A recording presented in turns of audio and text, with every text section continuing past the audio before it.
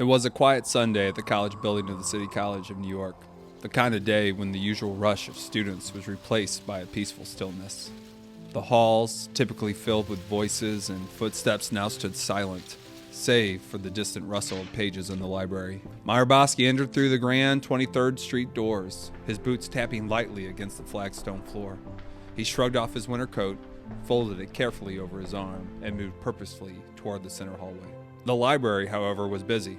More students than usual had gathered there, huddled in small groups or alone, their minds focused on the impending semester exams that loomed just 3 short weeks away. Bosky's pace quickened as he made his way back to the stairs by the entrance. He bounded up the steps, eager not to be late for the meeting that he had planned for today. At the top of the stairs, he crossed into an empty classroom, his footsteps echoing off the bare walls, before heading for the northwest corner of the building. There, hidden away from the busy campus, was a small, angled room, a space that had become their secret haven for discussion. It was here, in this quiet corner, that Meyer Bosky, just 16 and a half years old, found himself alone for a moment, the weight of the day settling on him. How many would show up? He had hoped for at least 3 of his friends to stand beside him, the resolve as firm as his own. He needed them. They needed to be resolute. The silence didn't last long. A sophomore entered, and Bosky's heart lifted with the anticipation of what was to come.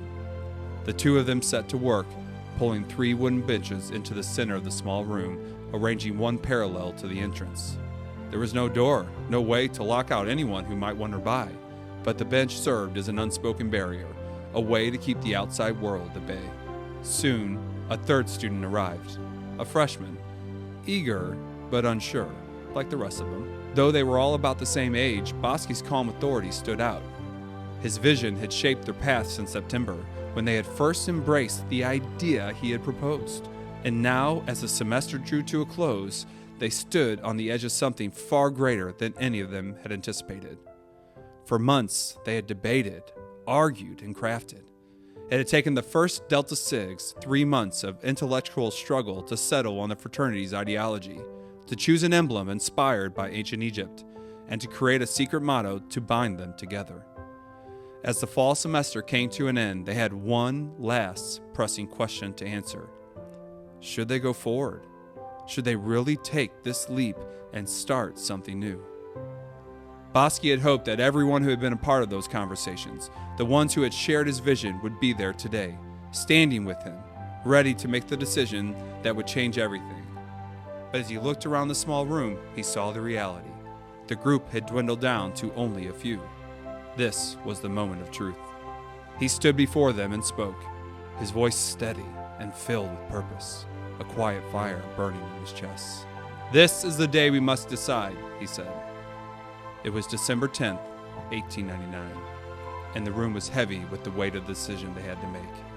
If they moved forward, they'd be forging a path that no one had walked before.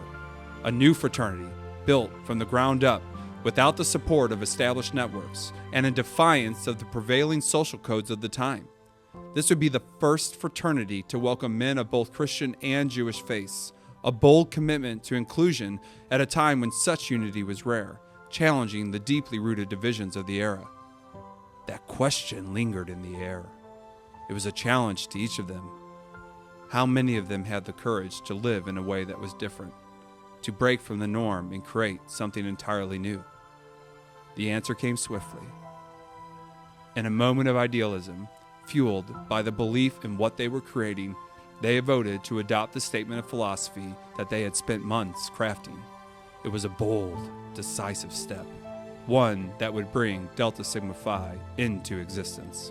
With that vote, in the final hours of 1899, Delta Sigma Phi was born. It had become the 36th National Social Fraternity, not by wanting for the world to change, but by deciding to change it themselves.